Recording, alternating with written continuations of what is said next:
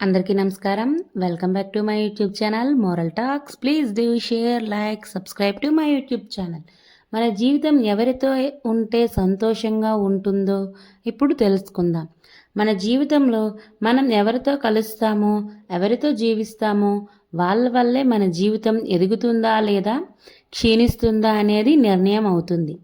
చాణక్యుడు ఒక గొప్ప రాజకీయ గురువు మాత్రమే కాదు, మనుషుల స్వభావం తెలుసుకునే మహాజ్ఞాని. అతడు స్పష్టంగా చెప్పాడు, జీవితాన్ని బలంగా నిలబెట్టే వ్యక్తితోనే జీవించాలి, నశింపజేసే వ్యక్తితో కాదు అని. ఆ మాట ఎందుకన్నాడో ఇప్పుడు చూద్దాం. మాటలతో గాయపడే భర్త ప్రతిరోజు మాటల్లో అవమానం, చిన్నచూపు, తక్కువ విలువ ఇవ్వటం, ఇవి ఏ మహిళను మనస్సును నశింపజేస్తాయి. చాణక్యుడు అన్నాడు, శరీర గాయం నయమవుతుంది కానీ హృదయం గాయం కాలంతో మరింత లోతు అవుతుంది అని. భార్యని గౌరవించని మనిషి కుటుంబాన్ని ఎప్పుడూ నిలబెట్టలేడని ఆ మహాజ్ఞాని చాణక్యుడు చెప్పాడు. బాధ్యత లేకుండా జీవించే భర్త ఇంటి విషయాలు, పిల్లల భవిష్యత్తు, ఆర్థిక వ్యవస్థ ఏదీ పట్టించుకోకుండా భార్యపై వదిలేసి తానొక్కడే సరదాగా తిరిగితే చాణక్యుడు అన్నాడు, బాధ్యత లేకపోవడం అంటే మనిషి పక్వత లేకపోవటం అని.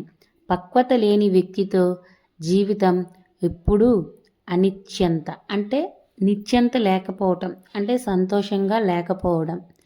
భార్య భావాలను లెక్క చేయని భర్త ఆమెకు నొప్పి, అలసట, కష్టం, ఆశలు వాటిని అస్సలు గుర్తించకపోవటం లేదా గమనించకపోవటం. చాణక్యుడు అన్నాడు, సహనాన్ని నమ్మకంతో కట్టిపడేసేవాడే నిజమైన పురుషుడు. సహానుభూతి లేని మనిషి ఇంట్లో ప్రేమను ఎప్పుడూ పెంచలేడు.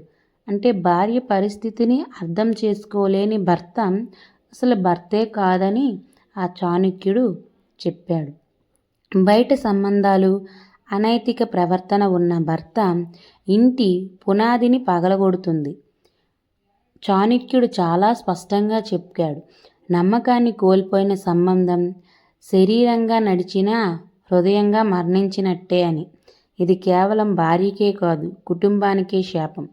వేరే మహిళతో సంబంధం పెట్టుకునే భర్త భార్యకి శాపం అని ఆ చాణక్యుడు చెప్పాడు. చాణక్యుడు చెప్పింది చాలా లోతైంది. ప్రాణం ఉన్నంత వరకు జీవితం సవరించుకోవచ్చు, కానీ గౌరవం కోల్పోతే ఆ జీవితం అర్థం లేని జీవితం. ఇలాంటి భర్తను మార్చగలిగితే మార్చాలి, మార్చలేకపోతే నీ ఆత్మగౌరవం, నీ ప్రశాంతత నీ జీవితం కంటే విలువైనవి కాదు. సో